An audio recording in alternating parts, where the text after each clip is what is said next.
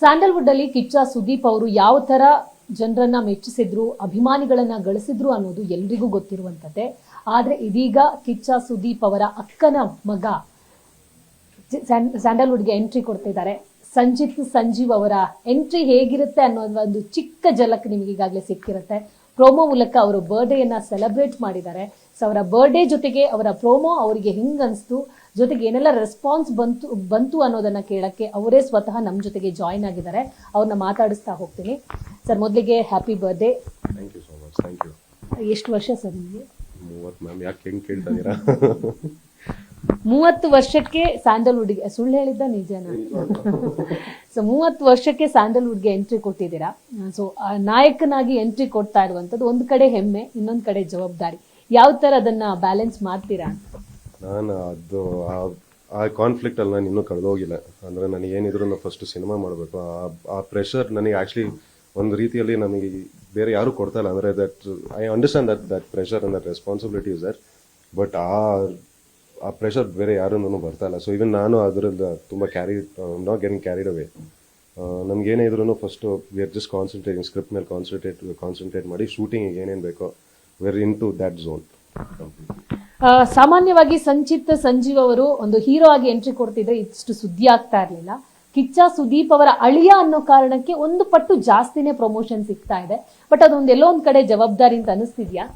ಖಂಡಿತವಾಗ್ಲು. And more than anything ಅಲ್ವಾ, ಅಂದರೆ ಜನಕ್ಕೂ ಪ್ರೂವ್ ಮಾಡ್ಬೇಕೀಗ. ಅಂದರೆ ಏನೋ ಒಂಥರ ಸುಲಭವಾಗಿ ಸಿಕ್ಬಿಡ್ತು, ಚೆನ್ನಾಗಾಗ್ಲಿಲ್ಲ ಅಂದರೆ ಅಂದರೆ ಆ ಫ್ಯಾಮಿಲಿಯಿಂದ ಬಂದಿರೋರಿಗೆ ಆಗ್ತಾ ಇಲ್ಲ ಸಿನಿಮಾ ಅಂತ ಹೇಳಿ. I don't be that example. So ಖಂಡಿತವಾಗ್ಲೂ ಆ ಜವಾಬ್ದಾರಿ ಇದ್ದೇ ಇದೆ. And we are taking care of it in all possible ways.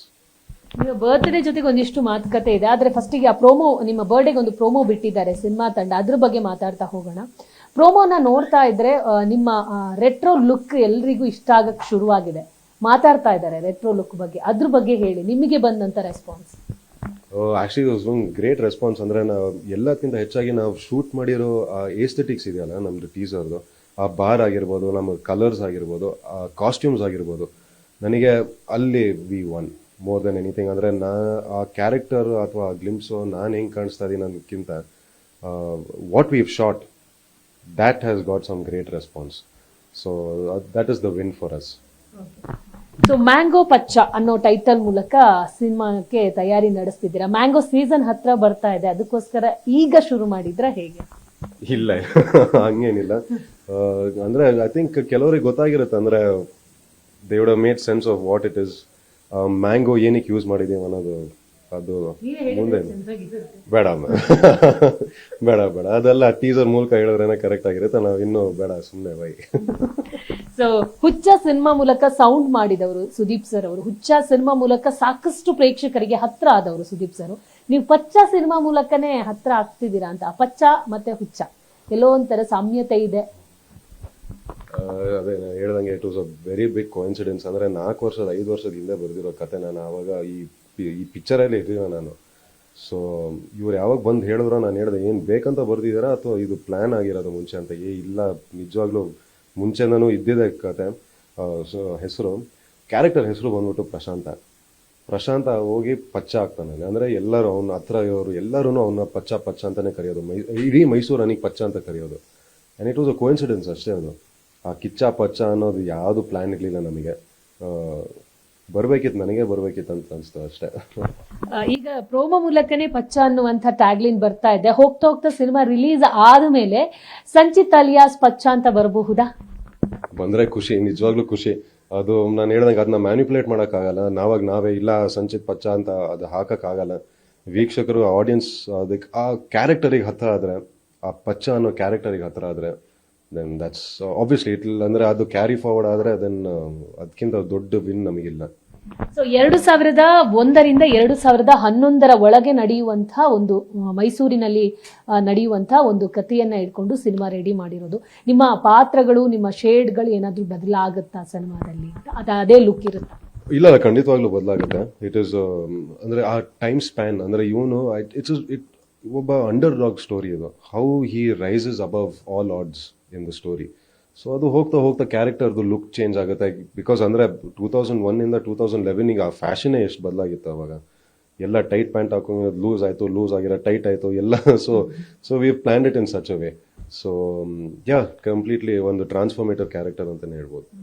Cinema ಹೊರತುಪಡಿಸಿ ಒಂದೆರಡು ಪ್ರಶ್ನೆಗಳಿದಾವೆ. ಸಂಚಿತನ್ನ ಅಬ್ಸರ್ವ್ ಮಾಡಿದ್ರೆ ಸುದೀಪ್ ಸರ್ ಅನ್ನ ನೋಡ್ದಂಗಾಗುತ್ತೆ. ಹೈಟ್ ಆಗಿರ್ಬೋದು, ನಿಮ್ಮ ಹಾವಭಾವ ಆಗಿರ್ಬೋದು. ನಾನು ಅವಾಗದಿಂದ ಅಬ್ಸರ್ವ್ ಮಾಡ್ತಾ ಇದ್ದೀನಿ. ಸುದೀಪ್ ಸರ್ ನಾನು ಎಷ್ಟೋ ಸಲ ಇಂಟರ್ವ್ಯೂ ಮಾಡಿದ ಸಂದರ್ಭ ಕಾಲ ಅಲ್ಲಾಡಿಸ್ತಾನೆ ಇರ್ತಾರೆ. ಆಮೇಲೆ ಬಲಗೈಗೆ ವಾಚ್ ಕಟ್ಟೋದವರು, ಈ ಬ್ಯಾಂಗಲ್ ಕೂಡ ಅವರು ಸುದೀಪ್ ಸರ್ ಯೂಸ್ ಮಾಡ್ತಾರೆ. ಸೊ ಇದೇನು ಬಂದಿರೋ ಪದ್ಧತಿನ ಹೇಗೆ? ಪದ್ಧತಿ ಅಂತಲ್ಲ, ನಮಗೆ ಆಕ್ಚುಲಿ ಇದು ಬಂದ್ಬಿಟ್ಟು ಕಬಾಳಮ್ಮ ದೇವಸ್ಥಾನ ಒಂದು ಬಳೆ ಇದು. ಸೊ ಅವ್ರು ಹಾಕಿದಾಗ ನಾವು ಲೆಫ್ಟ್ ಕೈಗೆ ನಾವು ವಾಚ್ ಕಟ್ಕೊತಾ ಇದ್ದು.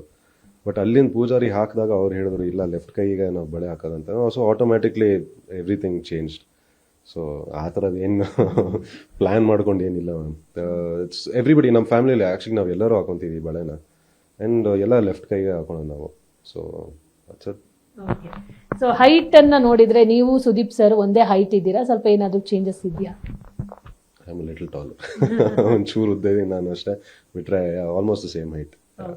ಸೊ ನಿಮ್ಮ ಹೈಟಿಗಾಗಿರ್ಬೋದು, ನಿಮ್ಮ ಪರ್ಸನಾಲಿಟಿಗಾಗಿರ್ಬೋದು, ಈಗ ಈ ಸಿನಿಮಾಕ್ಕೆ ನಡೆಸಿರೋ ತಯಾರಿ ನೋಡಿ ಸುದೀಪ್ ಸರ್ ಏನ್ ಅಂದಿದ್ದಾರೆ ಅಂತ ಹೇಳಿ? ಆ್ಯಕ್ಚುಲಿ ದೀಪಮ್ಮ ಸೊ ಫಸ್ಟ್ ಈ ಹೇರ್ ಕಟ್ ಮಾಡಿಸ್ಕೊಂಡು ಹೋದಾಗ ಅವ್ರಿಗೆ ಸಖತ್ ಇಷ್ಟ ಆಯಿತು. ಅವ್ರು ಜಿಮ್ ಮಾಡ್ತಾಯಿದ್ರು. ಅವಾಗ ಜಿಮ್ ಮಾಡ್ತಾ ನಿಲ್ಲಿಸ್ಬಿಟ್ಟು ಇದೇ ಲುಕ್ಕ ಅಂದರು. ಹೌದು ಇದೇ ಲುಕ್ ಅಂತ ಹೇಳಿದ್ರೆ ಒಳಗಡೆಯಿಂದ ಹೋಗಿ ಹೇರ್ ಸ್ಪ್ರೇ ಎಲ್ಲ ತಂದು ಒಂದು 10 ನಿಮಿಷ ಅವರೇ styled my hair that one night.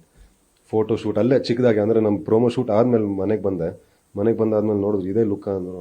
ಹೌದು ದೀಪಮ್ಮ ಇದೇ ಲುಕ್ ಅಂತ ಹೇಳಿ ಅವ್ರದ್ದೇ ಹೇರ್ ಸ್ಪ್ರೇ ಅದೆಲ್ಲ ತಂದು ಕೂರಿಸಿ ಲುಕ್ ಮಾಡಿ ಫೋಟೋ ಶೂಟ್ ಮಾಡಿಸಿ ಅದನ್ನ ಕಾರ್ತಿಕ್ ಅವ್ರಿಗೆ ಕಳಿಸಿ ಇಡೀ ಪಿಕ್ಚರಲ್ಲಿ ಈ ಥರ ಲುಕ್ ಮೇಂಟೈನ್ ಮಾಡೋದು ಚೆನ್ನಾಗಿತ್ತು, ಅಂದರೆ ಒಂಥರ ಫಂಕಿ ಆಗಿದೆ ಇದು ಅಂತ ಹೇಳಿ. It was all his suggestions also actually. So is ಖುಷಿಪಟ್ಟರು ಎಲ್ಲ ನೋಡಿ. ಈಗ ಸಾಮಾನ್ಯವಾಗಿ ಸುದೀಪ್ ಸರ್ನೇ ಇತ್ತೀಚೆಗೆ ನಾವು ನೋಡಿದಾಗ ಮುಂಚೆಲ್ಲ ತುಂಬಾ ಸೀರಿಯಸ್ ಆಗಿರೋರು, ಇತ್ತೀಚಿನ ದಿನಗಳಲ್ಲಿ ತುಂಬಾ ಜೋಕ್ ಮಾಡ್ತಾರೆ. ಸುದೀಪ್ ಸರ್ ಮಾತಾಡೋ ಮಾತುಗಳಲ್ಲಾಗಿರ್ಲಿ, ಹಾವಭಾವವಾಗಿರ್ಲಿ ಒಂದ್ ಸ್ವಲ್ಪ ಜೋವಿಯಲ್ ಆಗಿದ್ದಾರೆ ಜಾಸ್ತಿ. ಸೊ ನಿಮ್ಮ ಮತ್ತೆ ಸುದೀಪ್ ಸರ್ ಅವರ ಬಾಂಧವ್ಯ ಹೆಂಗಿದೆ, ಒಡನಾಟ ಹೆಂಗಿರತ್ತೆ? ಮಾವ ಅಳಿಯ ಬಿಟ್ಟು ಫ್ರೆಂಡ್ಸ್ ತರ ಇರ್ತೀರಾ, ನೀವು ಪಾರ್ಟಿ ಮಾಡೋದು ಇಂಥದ್ದೇನಾದ್ರೂ ಇದೆಯಾ? ಇಲ್ಲ, ಖಂಡಿತವಾಗ್ಲು. ಅಂದರೆ ವಿ ಆರ್ ಫ್ರೆಂಡ್ಸ್. ನೀವು ಹೇಳ್ದಂಗೆ ಆ್ಯಕ್ಚುಲಿ ಜೆನ್ಯೂನ್ಲಿ ಫ್ರೆಂಡ್ಸ್. ಬಟ್ ಅಷ್ಟೇ ರೆಸ್ಪೆಕ್ಟ್, ಅಷ್ಟೇ ಭಯ ಇದೆ. ಎಲ್ಲದಕ್ಕಿಂತ ಹೆಚ್ಚಾಗಿ ಅಂದರೆ ಅವ್ರ ಎಕ್ಸ್ಪೀರಿಯನ್ಸ್, ಅಂದರೆ ಬಿಕಾಸ್ ಈ ಸಿನಿಮಾ ಫೀಲ್ಡಿಂಗ್ ಅಂತ ಬಂದಾಗಂತೂ I always take you suggestions.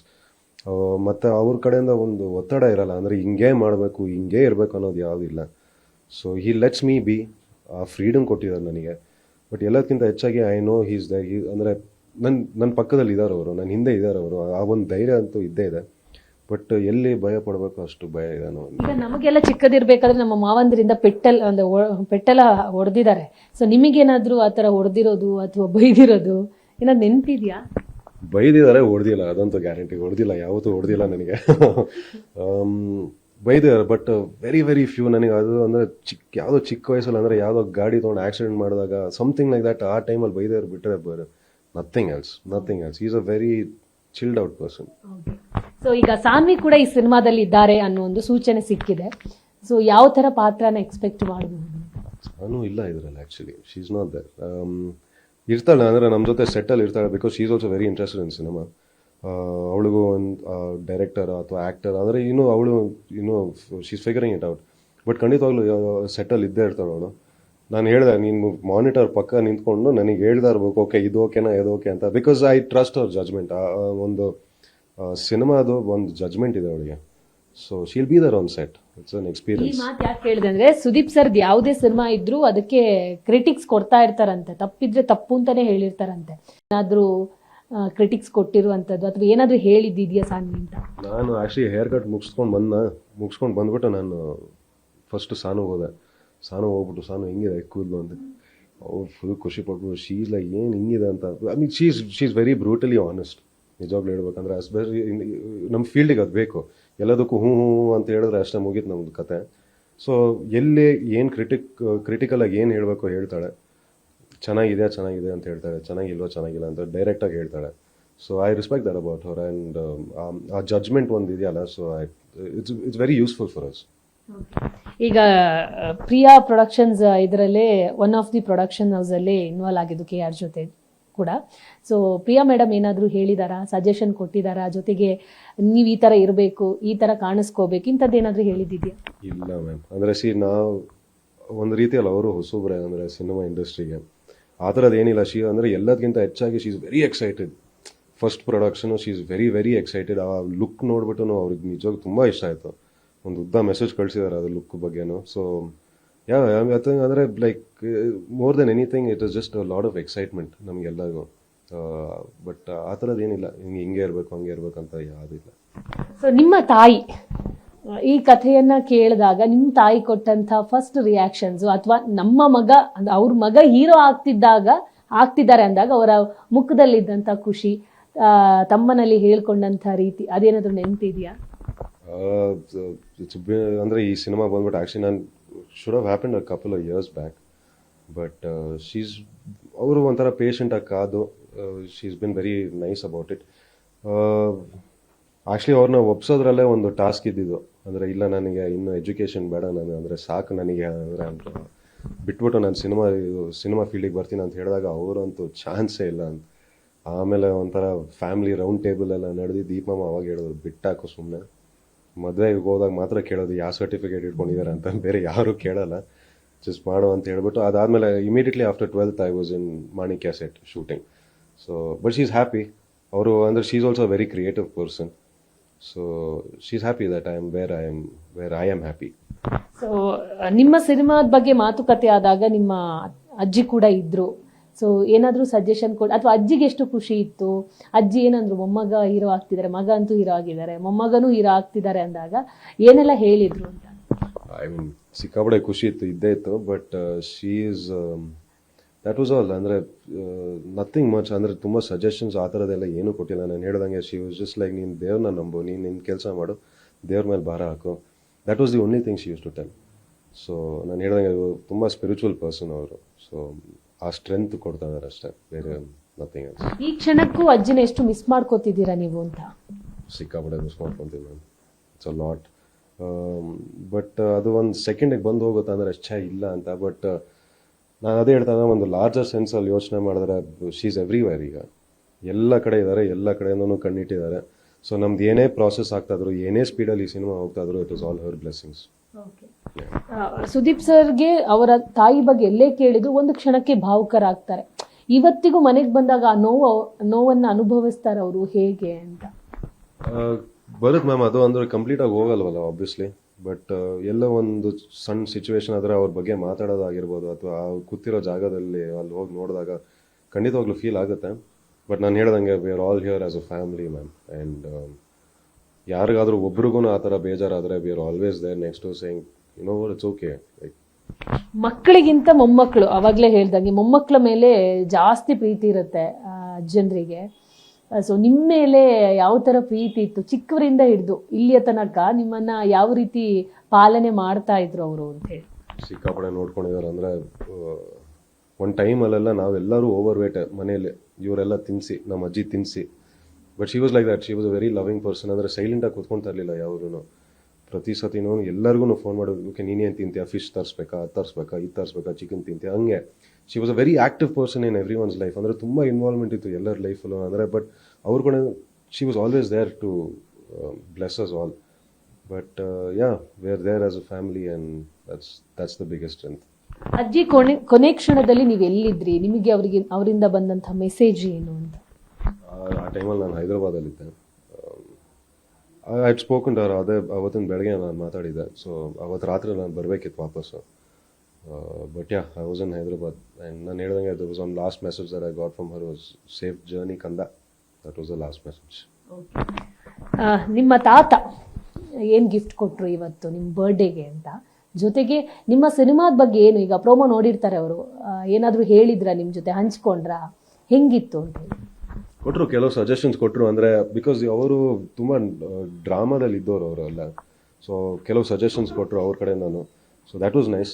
But over all ಆಗಿ ನಾನು ಹೇಳ್ದಂಗೆ ಎಲ್ಲ ನಿಜವಾಗ್ಲೂ ಖುಷಿ ಪಟ್ಟಿದ್ದಾರೆ. ಆ ಲುಕ್ ಆಗಿರ್ಬೋದು, ಆ ಆ್ಯಂಬಿಯನ್ಸ್ ಆಗಿರ್ಬೋದು, ತುಂಬ ಇಷ್ಟಪಟ್ಬಿಟ್ಟು ಈಸ್ ಮೋರ್ ದೆನ್ ಎಕ್ಸೈಟೆಡ್. ಅಂದರೆ ಅವ್ರದ್ದು ಹೇಳ್ತಾನೆ ಇರ್ತಾರೆ ಯಾವಾಗಲೂ, ಅಂದರೆ ಕಷ್ಟಪಡು ಕಷ್ಟಪಡು ಕಷ್ಟಪಡು. Because is a very hard working man, is a self made man.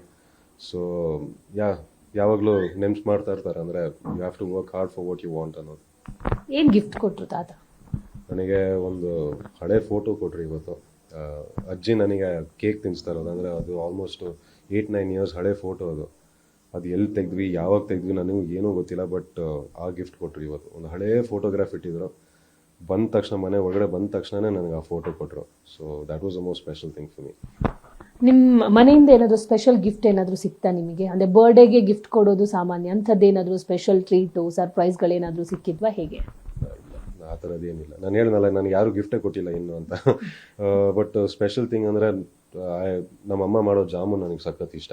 So ಅದು ಮಾಡಿಸ್ಕೊಂಡೆ ಅಷ್ಟೇ, ಬಿಟ್ಟರೆ ಬೇರೆ ನಥಿಂಗ್ ಎಲ್ಸ್. ಸೆಲೆಬ್ರೇಷನ್ಸ್ ಇರಲ್ವಾ? ಬರ್ಡೇ ಸೆಲೆಬ್ರೇಷನ್ ಅನ್ನ ಸಂಚಿತ್ ಫ್ಯಾಮಿಲಿಯಲ್ಲಿ ಮಾಡಲ್ವಾ ಹೇಗೆ ಅಂತ? ಮಾಡ್ಬೋದಿತ್ತು. ಅಂದರೆ ನಮ್ಮದು ಫುಲ್ ಎಕ್ಸ್ಟ್ರೀಮು. ಸೆಲೆಬ್ರೇಟ್ ಮಾಡಿದ್ರೆ ಒಂದು 2 ದಿನ ಸೆಲೆಬ್ರೇಟ್ ಮಾಡ್ಬೇಕು, ಇಲ್ಲಾಂದ್ರೆ ಏನು ಮಾಡಬಾರ್ದು. ಸೊ ಸದ್ಯಕ್ಕೆ ಸಿನಿಮಾ ಹತ್ರ ಬರ್ತಾ ಇದೆ, ಶೂಟಿಂಗ್ ಹತ್ರ ಬರ್ತಾ ಇರೋದ್ರೆ ಆ ಒಂದು ಕಾರಣದಿಂದ ವಿ ಹ್ಯಾವ್ ಕೆಪ್ಟ್ ಇಟ್ ಲೇ ಲೋ. ಬ್ಯಾಕ್ ಟು ಸಿನಿಮಾ, ನಿಮ್ಮ ಪ್ರಿಪರೇಷನ್ಸ್ ಹೆಂಗಿದೆ? ಅಥವಾ ನಿಮ್ಮ ಬಾಡಿ ಲ್ಯಾಂಗ್ವೇಜ್ಗಳನ್ನು ಚೇಂಜ್ ಮಾಡಬೇಕಾಗತ್ತೆ, ಅಥವಾ ವೆಯ್ಟ್ ಆಗಿರ್ಬೋದು, ಅಥವಾ ಜಿಮ್ಗೆ ಹೋಗಿ ಮ್ಯಾನಿಪ್ಯುಲೇಟ್ ಮಾಡಬೇಕಾಗತ್ತೆ, ಇಂಥದ್ದೇನಾದರೂ ವರ್ಕೌಟ್ಗಳೇನಾದರೂ ಮಾಡ್ತಿದ್ದೀರಾ ಹೇಗೆ? ಇಲ್ಲ, ಥ್ಯಾಂಕ್ಫುಲಿ ನಮ್ಮ ರೈಟರ್ಸು ಡೈರೆಕ್ಟರು ಯಾವುದೋ 6 ಪ್ಯಾಕ್ ಪಚ್ಚ ಬರ್ದಿಲ್ಲ. ಸೊ ಆರಾಮಾಗೆ is all very local boys. So preparations ಅಂತ ಹೇಳಿದಾಗ ಆ ಥರದ್ದು ಏನಿಲ್ಲ. ಅಂದರೆ ಜಿಮ್ಮಿಗೆ ಹೋಗ್ಬೇಕು, ಹಾರ್ಸ್ ರೈಡಿಂಗ್ ಮಾಡಬೇಕು, ಆ ಥರದ್ದೇನು ಏನಿಲ್ಲ. ನಾನು ಹೇಳ್ದಂಗೆ ಆರ್ ಪ್ರಿಪರೇಷನ್ ಏನಂದರೆ ಸ್ಕ್ರಿಪ್ಟ್ ಜೊತೆ ಆದಷ್ಟು ಟೈಮ್ ಸ್ಪೆಂಡ್ ಮಾಡಿ ನಮಗೆ ಆ ಅಥೆಂಟಿಸಿಟಿ ಹೆಂಗೆ ಕ್ರ್ಯಾಕ್ ಮಾಡ್ತೀವಿ ಅನ್ನೋದೇ ಇರೋದು ಮುಖ್ಯ. ಬಿಕಾಸ್ ಆ ಟೈಮ್ ಪೀರಿಯಡಲ್ಲಿ ಮೈಸೂರನ್ನ ತೋರಿಸೋದು ಇರೋದು it's a very big task. So ನಮ್ಮ ಪ್ರಿಪರೇಷನ್ಸ್ ಎಲ್ಲ ಬಂದುಬಿಟ್ಟು it is completely towards the script and nothing else. ಕೊನೆಯದಾಗಿ, ಸಾಮಾನ್ಯವಾಗಿ 30 ವರ್ಷ ಆಯಿತು ಅಂತ ಹೇಳಿದ್ರಿ. ಸೊ ಮದುವೆ, ಲವ್ ಇಂಥದ್ದೇನಾದರೂ ಇದೆಯಾ ಅಂತ? ಇಲ್ಲಪ್ಪ, ನನಗೆ ಆ ಯೋಚನೆನೂ ಇಲ್ಲ ತಲೆಯಲ್ಲಿ ನಿಜವಾಗ್ಲು. ಅದೆಲ್ಲ ಅದಕ್ಕೆಲ್ಲ ಟೈಮಿಂಗ್ ಇದೆ. ನಾಚ್ಕೊಳ್ಳೋದೇನಿದೆ ಅದರಲ್ಲಿ? No ma'am, no love life, little boring that way. ಖಂಡಿತವಾಗ್ಲೂ ಇತ್ತು, ಖಂಡಿತವಾಗ್ಲೂ ಇತ್ತು. ಬಟ್ ಅದು ಬೇರೆ ಇಂಟರ್ವ್ಯೂ ಮಾಡೋಣ ಬಿಡಿ. Okay, thank you and all the best. Thank you so much. Thank you so much. ನೋಡಿದ್ರಲ್ಲ ವೀಕ್ಷಕರೇ, ಈಗಾಗಲೇ ಸ್ಯಾಂಡಲ್ವುಡ್ಗೆ ಗಾಂಧಿನಗರಕ್ಕೆ 6 ಅಡಿ ಕಟ್ಔಟ್ ಎಂಟ್ರಿ ಆಗಿದೆ. ಪ್ರೋಮೋ ಮೂಲಕ ನಾನು ಹೀರೋ ಆಗ್ತೀನಿ, ಅದಕ್ಕೆ ಬೇಕಾದಂತಹ ತಯಾರಿ ಮಾಡಿದ್ದೀನಿ ಅನ್ನೋದನ್ನ ಪ್ರೋಮೋದಲ್ಲಿ ಸಾಬೀತುಪಡಿಸಿದ್ದಾರೆ ಸಂಚಿತ್ ಸಂಜೀವ್ ಅವರು. ಸದ್ಯದಲ್ಲೇ ಸಿನಿಮಾದ ಶೂಟಿಂಗ್ ಕೂಡ ಸ್ಟಾರ್ಟ್ ಆಗುತ್ತೆ. ಕ್ಯಾಮರಾ ಪರ್ಸನ್ ಸಂದೇಶ್ ಜೊತೆ ದೀಪಿಕಾ, ಪವರ್ ಟಿವಿ, ಬೆಂಗಳೂರು.